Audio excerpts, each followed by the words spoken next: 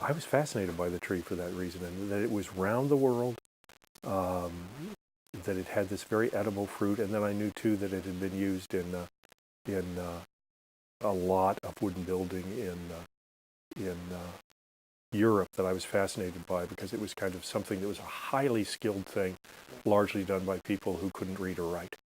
Because of the structure of temperate oaks, not so much the live oaks, but the temperate oaks, the ones that we had in Europe, the ones that we have in eastern North America, those have very prominent rings, annual rings, and very prominent rays.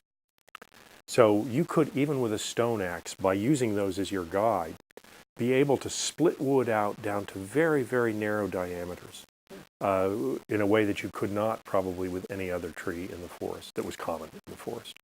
So my thinking is that was one of the ways in which oak was a teacher of humans. It kind of taught us, hey, look, you can take this big log and you can turn it into something quite slender, and you can make things out of it, like strakes for a ship, or a track to walk over if you're building a roadway over a marsh. So that's kind of what's interesting about wood structure that makes it workable. That's particularly true about oaks, and I think in that way oaks were very important in teaching people how to use their hands, and I think they really opened people's imagination, how to make things that were more and more complex. And you see, I mean, things that are simple to us today, you see them being built in the Bronze Age out of oak that are really start to have the structure of carpenter's joints in them. I think that it was the structure of that wood that made it kind of easy to experiment with and kind of invited people to work with it.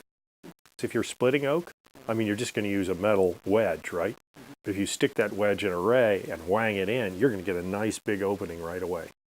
And the same you could do if you had just a fairly blunt stone axe. If you could get in there, you would get it started, and then you could, I'm sure they would take something like a sharp and stick it in, and then keep widening and widening that, and that way they could get real planks. There's good evidence that way back, even into the Neolithic, people were with stone axes able to split and use oak. There's a famous, one of the earliest trackways in fact, I think it is the earliest trackway that's been found in the United Kingdom. It's called the Sweet Track because a guy named Sweet discovered it. And it's across a fen.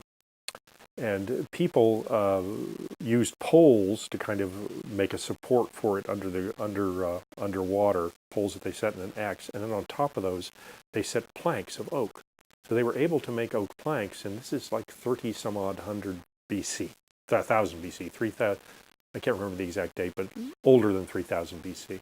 These people were making planks of oak, and then they were setting them in X's of wood. They would notch them and then set them in these X's and run all the way across this fen. And there's evidence that two groups were working from both sides of the fen, and they met in the middle. And you know, it was meant basically to increase trade and the ability to go visit your friends without taking a day and a half to get all the way around the fen. So, but that's something that's happening, 6,000 years, 5,000 and 6,000 years before our time. People were beginning to be able to work wood in that way, and particularly to work oak.